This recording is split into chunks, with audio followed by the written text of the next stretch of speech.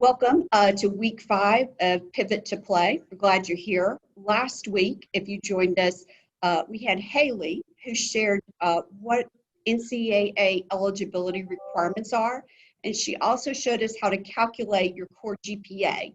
We've got those resources available to you. If you would like them, just reach out to Hector. Clint shared the evals that he did for each of the Pivot to Play recruits. And Clint is available to you if you want to have a one-to-one discussion with him and ask some questions and feedback.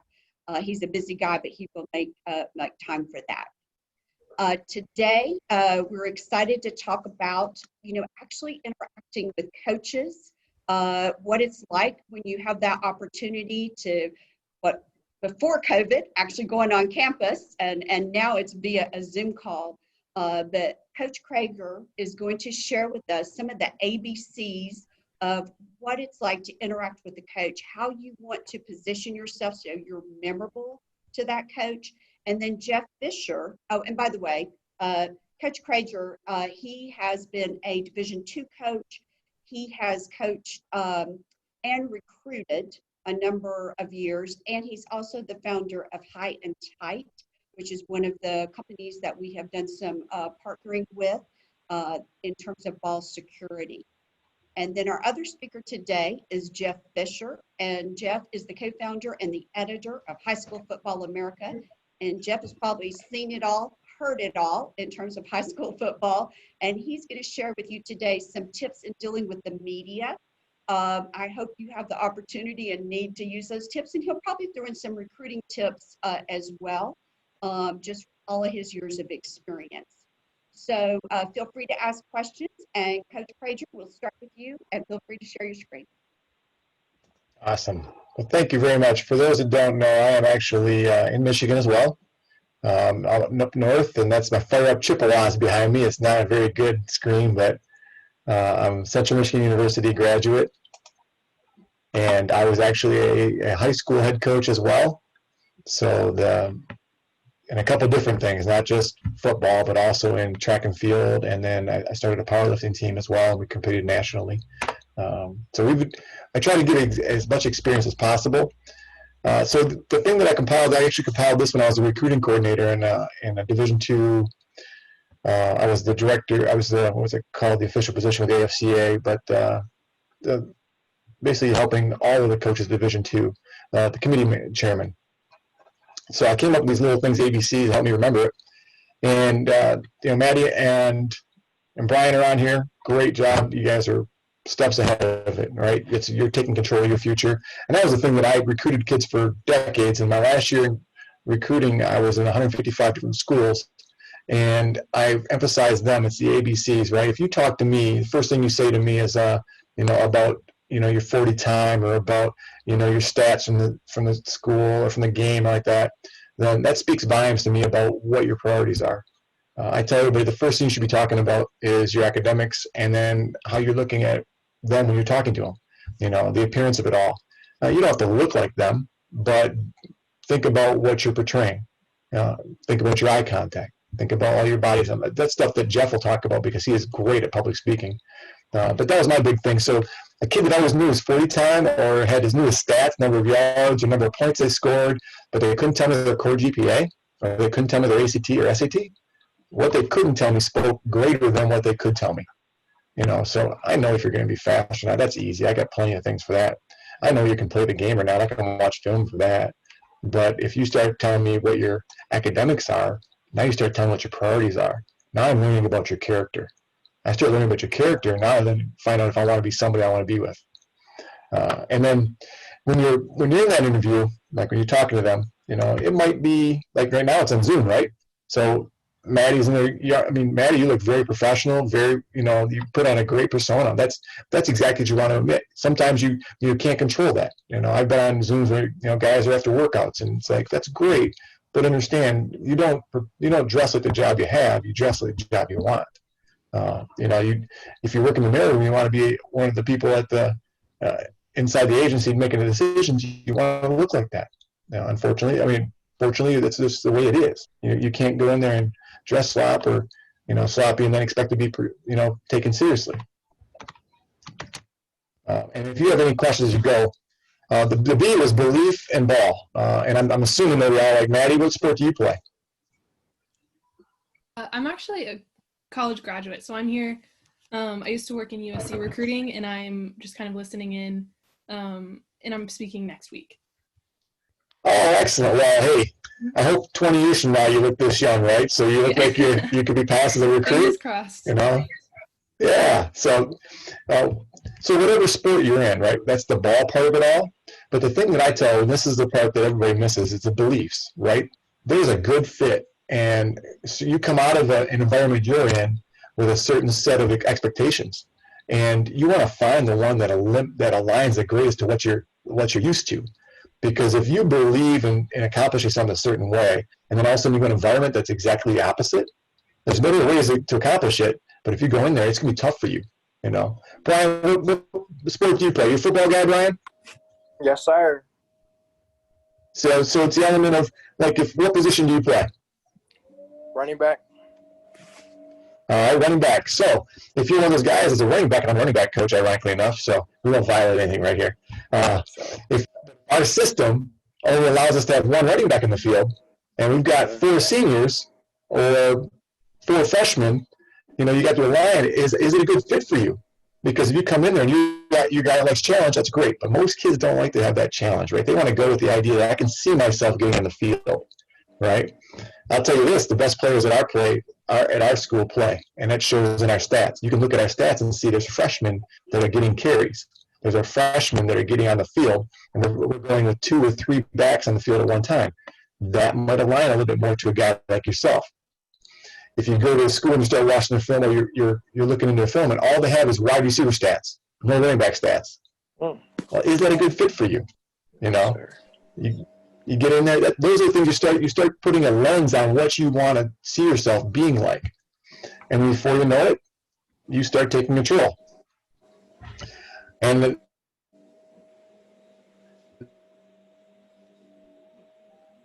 the next part, you know, notice that I'm not really at the campus and the culture, because every campus is a little different. Large, small, rural, metropolitan. In our conference alone, you can go to a school that has 40,000 people and has 150 buildings within a city set. Or you can go to a campus that's got 15 buildings and 1,500 kids. Those are 2 vastly different experiences. And too often kids are like, I just want the ball. And so I want to go there. Well, that's not setting yourself for success, right? Yes, sir. So you start aligning what you want to experience and start thinking about, you're going to spend 24 hours a day, 7 days a week in this environment. Is that the best thing to allow you to flourish? You know, there's a reason why the portal is packed with kids right now. They are getting recruited rather than doing the recruiting. Distance and direction. And this is, I always put direction on here. People are like, what are you talking about direction? That last year I was in 155 schools. I was in charge of the southernmost tip of Florida, and I coached in Michigan. If you've ever been to Miami and you've been to Detroit, if you go there in December, but either one of those December, they're drastically different. You know, I've had dozens of kids who have never seen snow until they've been on our campus. And I laid that out there for them. Like, that's carte blanche. This is what you're going to go north, and you're going to see things differently and feel things differently. And people don't talk about that. Same with East Coast and West Coast. There's a totally different mindset in terms of daily activity and how you talk to people. I go to the East Coast and people don't say hi to you. You know, you come to our community in the Midwest, people say hi to you, and you're like, do I know those people? No. It's just a different culture in the distance. Every freshman, Brian, no matter where you go to school, you're going to think, should I have done this? You know, you're going to be, we were just talking about this Tuesday at practice. Every freshman, they're now redshirt, and they've played, and they're awesome. They're leaders on our team. They all thought about going home. They're so close to it, you know. And some are like, I did go home. And that's the part about thinking about how far you want to be from home. Because if you don't have the option to go home because that's all you got, then you'll stick it out. Some guys go home and they never come back. Where I went to school at Central, we had kids from Flint. They came from there. It was an hour and 15 minutes away. they never come back. And you're like, what? The environment was so different. We were surrounded by a rural area, great small town feel, and they came from the city, and they were just not used to being that much quiet time. Their mind started going. So think about the direction and distance, and that builds off into the environment. Okay, it's a separate element, but it's in depth. Like, and it starts getting to the evaluation. I know things are a little different because of the pandemic now, but if you can, when you get your short list, go to the environment, spend time in the environment before you invest and commit all that money. The idea of and this is the last one, it's future, it's forever. There's the old saying, it's not for 4 years, it's for 40 years. And so if you're going to do that 40 years with somebody, I would do as much due diligence as possible and get to the environment, experience the environment, ask the coaches, what are you looking for in evaluation? Like, are you concerned with the fact that I'm 5'9", 175 pounds? What do you want? That's the evaluation part. And then get in there, and this is the part that I think is the thing doing this. They go to camps, and then they'll ask them, they'll get done and say, Coach, what do you think? And that's the wrong question to ask. That's the question you should be asking yourself. What do I think? Is this the right fit for me? Because you're going to invest 40 years. That's almost as long as, that's longer than Miss Diane's been alive, right? She's 29, so it's like another 11 years yet. She'll be there for 40 years. So, but that reality, we can't really comprehend 40 years, but that's the reality of what your decision you're taking right now. So when you start building that, you'll start seeing that these people that you're going to surround yourself with, your teammates, your coaches, if they've been there and there's a lot of turnover, it's going to impact you. If those guys are there and that you really connect with the younger staff and younger players, they're going to be in your lives forever. They're going to be the people in your wedding. They're going to be the godparents to your children. I mean, it's staggering how tight that bond is when you get the right fit. And finally, the goals. Do you write down your goals, Brian? The answer should be what? Do you write down your goals? I can't hear you. Do you write down your goals? Brian, do you write down your goals? Oh, no, ma'am. No, sir. I already have my goals. Okay. You have them? Mm-hmm. Okay. And so when I say write them down, literally take out a notebook and write them down, right? Yes, and I'll give you a little piece of information. I used to write my goals. When I was a player, I write my goals on the mirror in dry erase in my bathroom. So every morning when I got up, I would look at my goals. Yes, sir. Yes, sir. Right? Because without a goal, you're like a flag in the wind. And whatever direction the wind changes, you go that way. Right? Yes, sir. I had one guy tell me it's like being a piece of trash in the wind. You go everywhere. No, we're not trash, right? We got to stack our mat, put our flag out there. They call it stacking the mast. So the idea of knowing where you want to go, and then when you start writing those things down, you'll start writing down the ABCs and how they impact you, and then find the right school that will align with you. And so that way, everybody wants to get offers, right? Everybody wants to know if they're getting 30 offers. You don't need 30 offers to go to college. You need one place. Yes, sir. All right? And I'll tell you this, you'll be most successful if you offer your services to them rather than them offering your services to you. Because you know why you're going there. And so that way when you're beat up and you're sore and you're worn out from going to class and going to practice and then going to training and you're going to all those things, you'll know why you're there, and you won't think about going home. You won't think about giving up. You'll think about, this is what I chose. This is why I went here. I talked about there's, what guys with offers are, right? They're offers, and then there's offers for preferred walk-ons, and there's offers for gray shirts. There's also this part that people don't talk about. There's a walk-in offer, the walk-on and the walk-in. When you walk into them and say, this is the best fit for me and I'm going to play ball here, the odds are in your favor you're going to be successful, because you're going to be determined, you're going to be focused, and you're going to stay the course. Because it isn't the person with the most talent that usually ends up in the field. It's the person with the most resolve and commitment to the time it takes to do those things. Okay? From personal experience, I introduced myself to my head coach in the summer of 1989, and he was, I didn't know it at the time, but he was the Mid-American Conference all-time winningest coach. And he looked at me like, who's this guy? And he treated me so respectfully. So I knew right away, he didn't blow me off. So I'm reading the guy, he's a quality man. And to this day, anything I needed, he'd be there for me. He directed me through the path of recruiting. And then 6 years later, because of a military year, I ended up as a captain of his team and an all-conference player. And I was recruited by no one in Division I. I had one conversation in Division II, and I had got a bunch of letters from Division III, but the best fit for me was to go to that university that fire up chips behind me and get a teaching degree, because they were ranked one of the best teaching education programs, and I could know academically that I could get into this teacher ed program within 2 years, and I could student teach in 4, and I could be where I wanted to be because I knew what I wanted to do. Now God takes me different ways, and now I'm not teaching right now, but I'm helping people. But I don't get there if I don't have a plan. And I don't get there if I don't find the right fit. So don't get recruited, be recruited.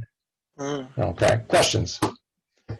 And that part of, once you start filtering down people, I was a coach at a private school that all academics were business schools. And I'd have kids that would tell me, oh yeah, I'm so excited to go to your school. I think you're a great fit for me. I'm like, oh yeah, what do you think I study? Oh, I want to go into engineering. We have 14 degrees and they're all business. So right now you tell me you really aren't the person you portrayed yourself to be, right? It's better to be perceived as fool than open your mouth and remove all doubt. He's like, and then I'll share with you, I'm a Michigan guy in terms of where I went to school. And so you probably never heard of the name Shane Battier, but Shane Battier played basketball at Duke. He was the most highly recruited athlete in the summer of 90 or 91. And everybody in America wanted him. And he said, here's my 5 schools. And he allotted all 5 schools 15 minutes each day to talk to him on the phone.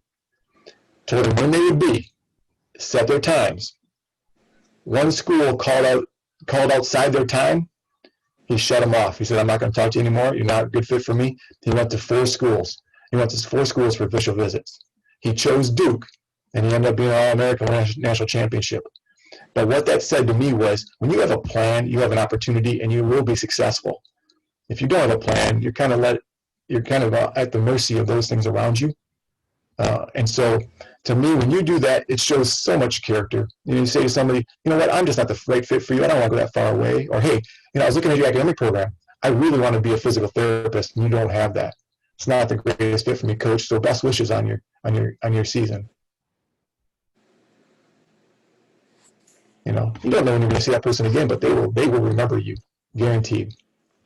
And just a reminder, we did send out a recruiting plan template with Pivot to Play. Hector did share a link to a recruiting plan that you could download. And it's got a lot of these things that Coach Creguer is just talking about in terms of, what do you want to major in? Do you live in the city or the country? Do you want rural, urban, campus, etc.? So, make sure this perfectly aligns with that recruiting plan that we sent you guys. So, I'll open it up for questions though. Brian, any questions for Coach while you got him here? Anything on a Zoom call, you could practice?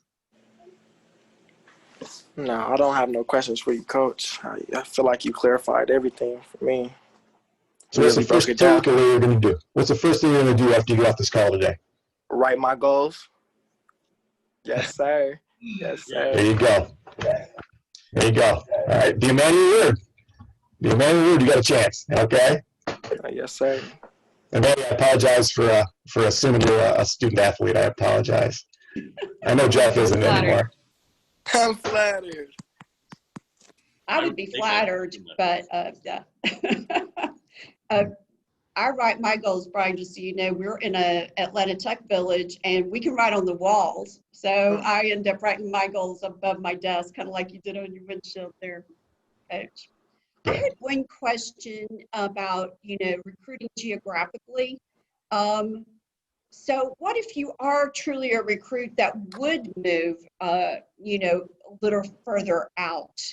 How do you convince the coach to kind of take a chance on you, that you are willing to? I know most coaches don't recruit nationally, they recruit more geographically. How do you convince them to kind of take a closer look at you?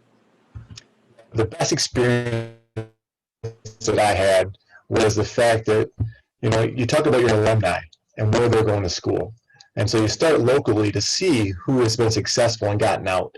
In certain places, there'll be a guy who went to a university. And then you reach out to that university and say, hey, there's a kid from our area that ended up there. How did he get there? Because I'd love to be evaluated by you, And you can also do the hard part, which is also look at rosters. You start looking at rosters, you see the guys have people on there from all across the nation. Now you know they're open to it. And then you have that, you reach out through their DFO and you find out, hey, would you get me evaluated? Oh, the recruiting coordinator is this guy. I'd love to get evaluated. So, but I think the easiest part is talking to your coaches locally and seeing the area athletes and see where they're going, what exposure they're getting to, and then finding the right fit from there and just having that conversation. Excellent. Thank you. Yeah. And that's why in Scout Smart, we have a fit score because we think that's so important, that fit. Oh, I love it. All right. So next up is Jeff Fisher, editor of High School Football America. And Jeff, you're on. Thanks a lot, Diane. Great stuff there, Tom. Hi, Brian. Nice to meet you. Let me ask you this before I dive into it. Have you ever been interviewed, whether it's on camera by a television station or a guy from a recruiting service or a newspaper? Yes, sir, I have actually. How did you like it? Actually, I loved it. I love talking. I love my name being out there, man. It's a good feeling for them to want to talk to me. That's exactly right. And when Diane first asked me to do this, I was thinking about, I've got 45 years. I've been doing this for 45 years. I've interviewed thousands and thousands and thousands of people. How can we kind of make it, all come together? And as I kind of put that through my brain, the simple question is what you really just addressed there. Because right now, which didn't exist 4 decades ago when I started, because I'm an old guy, you've got everybody that's out there handing out stars, right? 0, 1, 2, 3, up to 5.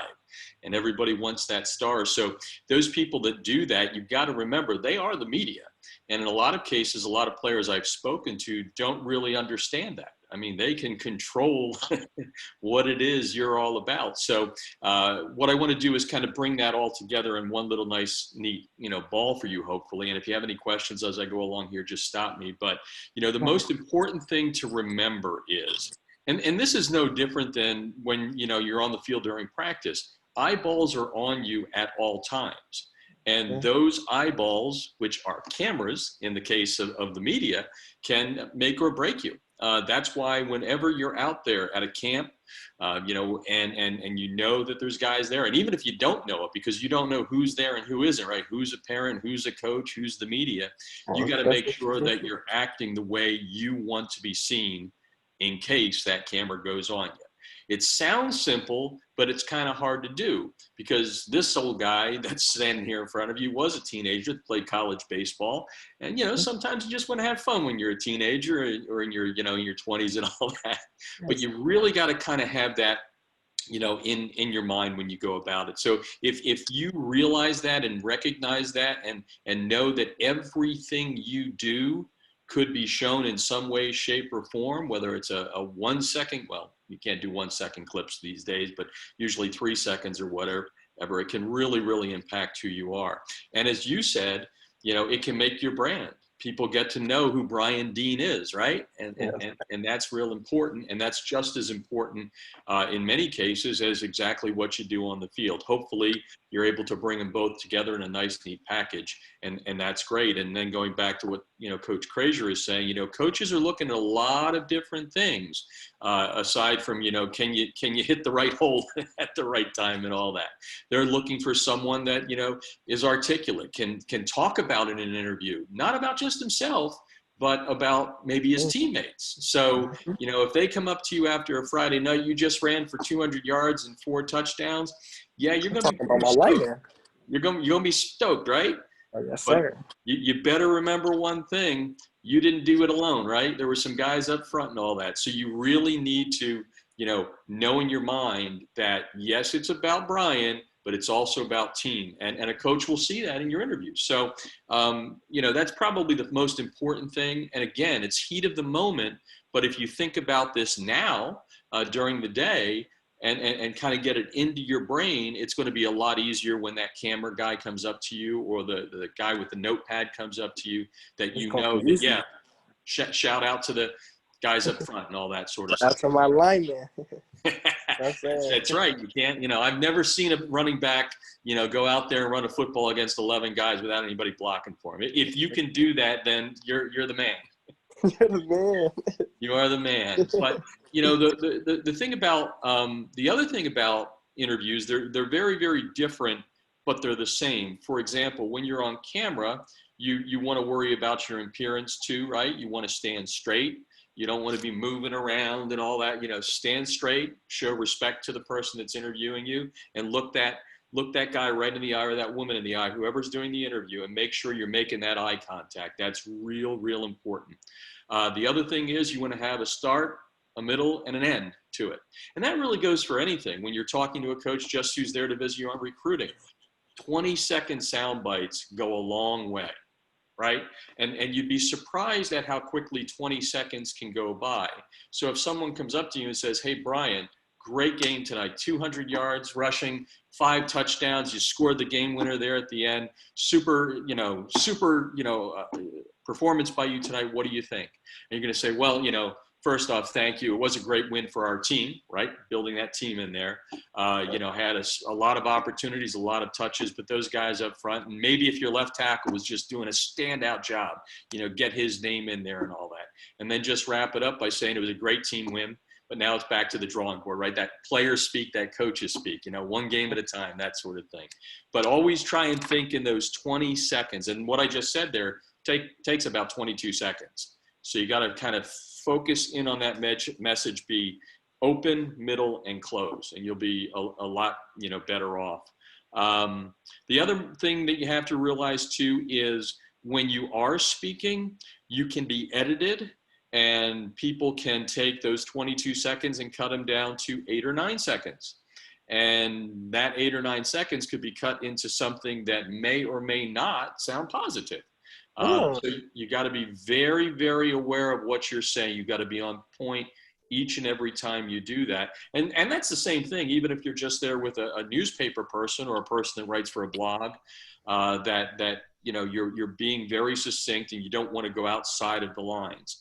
And then maybe the last thing, and then we'll go into some questions and maybe a little role play if you want, is you've got to remember that media people, and again, media people, it's everybody, the newspaper guy, the television guy, the guy that's handing out the stars. And those are the ones that I'm not going to come down on them a little bit. I'm just going to tell you to be a little leery of them, because they're trying to get something, because they've got a lot of competition out there, right? There's Rivals, there's 24/7, there's Scout, there's some other ones out there doing it. And they're all trying to get a little nibble here and there. And you got to, again, be on point with that. So you don't want to say anything. If you don't want it out there, if you think, man, I'm going to be embarrassed if I read this, my mom and dad are going to be embarrassed, my teammates are going to be embarrassed, my coaches are, if I say this, don't say it. It sounds simple, but you got to really kind of get it to that point. So, you know, really at the end of the day, the ABCs of media interviews are simply this. And I'm not going to go A is A and B is B, but what it is, you know, look the person in the eye, be very respectful, realize that they're there to do a job, which is to get maybe a scoop or something. And you're always supposed to be thinking about, you know, things outside of yourself, but it will come, you're being interviewed because of yourself, but always relate it back to your teammates. So that's really all I have. Every situation is very, very different. And you'll find as you go through this and you do more and more interviews, people will get friendly with you sometimes. And that's a good thing, because that means they're going to come back to you, come back to the well, because you're a good guy for quotes and all that. But never let that good guy relationship go on, get you too comfortable where, again, you say something that you may not, be proud of to see in print or on Twitter or Instagram or someplace like that. Yes, sir. Have any questions? Actually, when you was talking about, how you was talking about them 8 seconds or the 22 seconds, and they can delete it to the 8 seconds. Yes. I never heard of that. Yes. That's crazy. Yeah, it's called editorial control. And I, as a journalist for a long time, have complete control. The one good thing that has kind of made me who I am and gotten to me where I am, to have my own company, have the respect of coaches around the country, is I'm not that guy that's out to do, harm to any student athlete. I'm here to promote student athletes. I'm here to promote coaches. I'm here to promote schools and communities, and therefore the game. That's known about me. So when I walk onto a campus, or if I'm there after a game, everybody knows that I have the run of the field, because there's not going to be anything that I do to harm a person like yourself or any players out there. But I gotta tell you, in a world, especially in the recruiting world, Brian, and again, I'm not trying to be disparaging to them, but there's a lot of competition between those entities out there. And they can, like I said, they can make or break you, which we all know. But more importantly, some of them can take things out of context and cut it up. And that is completely allowed. I don't do it. A lot of my colleagues don't, but there are some out there. And I know some kids personally that have been impacted by all of that. And the one thing that I do want to tell you too, and I should have touched on this before, the one thing you will find with a lot of reporters, especially the young ones, they don't know how to ask a question that could just result in a yes or no question. It sort of goes like this. Hey, Brian, 200 yards rushing, 5 touchdowns. Great game for you tonight. Mm-hmm. Was there a question in there? No, sir. You'll get that a lot of times. So again, remember, you're controlling your brand, so you got to be ready, and you got to jump in there, right? Because he's stopped for a reason. You can't help it that he's not skilled at asking a real question. So you've got to be able to hop in there and say, go back to the bread and butter, right? Man, my guys up front were just really popping the holes open for me. And, just had a great game. Coach was making some great calls on whatever situation we were in. And I'm real excited. Got a big W. We're now 5-1 on to next week's game or something like that. So you will have those things happen to you, and you will have people that ask you just a yes or no question. I can tell you a million funny stories about guys that have been asked. I had, and this was probably the greatest recruited quarterback before all of the 24/7's arrivals came out. This was in the mid-90s. The guy he went to Florida State. He was a quarterback, could chuck it 80 yards in the air. He had a pet snake. He had his dad played in the NFL. He had all the things, right? And I was sitting on a TV set, and a newspaper reporter was there, and he said, "So Dan, blah, blah, blah, blah, blah, blah, blah, blah, blah, blah, blah, blah, blah," and kind of read off his stats and all that. And at the end, he said, so it really was a great game, right? And Dan said, yes. And he's doing what I did. And the reporter went, he goes, "You asked me a yes or no question." So you don't want to be, it wasn't going to hurt Dan's recruiting. It was a funny moment in my mind, but again, realize that you've got to kind of go and run with it. So how many times have you been interviewed? Has there been anything that's tripped you up? Is there anything you liked? Is there anything you disliked? No, but usually, no. For a fact, when I do get interviewed, I do always show my lineman love, because I definitely can't do nothing without them. Them the hoggies. That's what I'm the ones that get the job done. Sure. What about, do you use a lot of social media? Oh, yes, sir. Okay, and you're aware, because it's probably been drilled into your head, but that stuff is, you can delete stuff, but you gotta, it's always out there. Yeah, the one person that, and I'm sure you probably heard it, but I like using this. It's like, I think it was Jim Rome who actually said it. When you go to tweet something, think of Twitter as a gun. Once you pull that trigger, bad stuff can happen. So just always be aware of that brand. You're in control of that. And, when you start doing interviews and you get an interview and you see it online and you feel it's something that's good, you can utilize that in your recruiting. I know a lot of players through the years when they've done interviews and they've been pieces of stories that have aired, whether it's on TV or online, and they use that to show, how they have done and the fact that they can go out there and prop up their teammates and their coaches and all that. It's a very, very, very powerful tool that is getting more and more powerful, and I don't think it's going to go away. That's for sure. So that's all I have, Diane. I don't know if anybody else has any questions, but. No, that's great, Jeff. I think I picked up some good pointers too. Brian, did you have any other questions or thoughts? No, sir. I feel like, no, ma'am. I feel like he clarified everything too. That was really nice. Yeah, let me know stuff that I definitely didn't know. I saw that Coach. Yeah, I saw Coach Preston is on. I don't know, Coach. You probably got interviewed a number of times. I didn't know if you had any thoughts you wanted to add.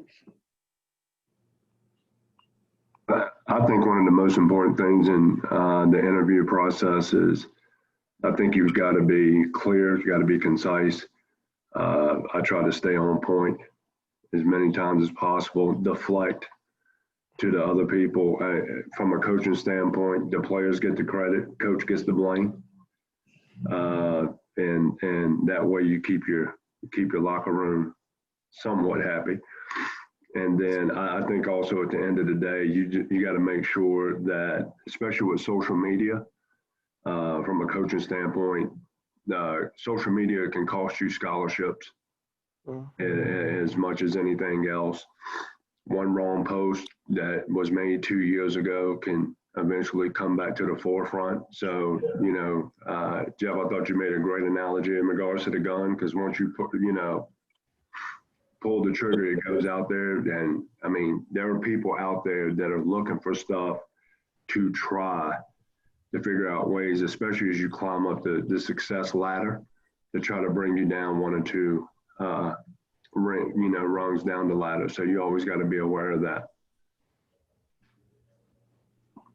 Absolutely. And if you guys haven't seen the talk that Danielle Hall did from Brand Armor for us on the importance of your online media and red flags for your social media and your online presence, take a look at that, because if it's out there, it can be found. All right. Any other questions for either of our outstanding speakers today? Coach Creguer or Jeff Fisher, any other questions? Well, awesome. Well, next week, Maddie is going to, from COVID Recruiting, is going to talk to us about some tips and resources for recruiting during these crazy times. I don't know, Maddie, do you want to tease a little bit about what you're going to talk about next week? Yeah, well, I'm glad that you guys have talked a lot about social media, because I'm really going to dive into how to use that to your advantage right now, because obviously we can't really make any connections in person, and coaches are kind of at a loss because they can't go visit high schools or watch game tape, and a lot of players aren't even playing right now. So my spiel is all about how to make up for that right now. Awesome. Yeah. Great. Yeah. Yeah. Cause we out right now. We can't even play right now. Really? You guys have your season is postponed? Yes, ma'am. We're not even in school either. We are online. Wow. Where are you? In Bakersfield, California. Okay, I'm in Seattle, so it's the West Coast. Yes, ma'am. Unfortunate, but that's the reality, right, Brian? No, yes, ma'am. All right, great. Well, thank you all for participating today, and we'll see you next week for the final Pivot to Play. Thanks. Bye. You. Appreciate you guys. Have a beautiful day. You as well. See you, Ryan. See you. Thanks, everybody. Bye. Bye, Dan.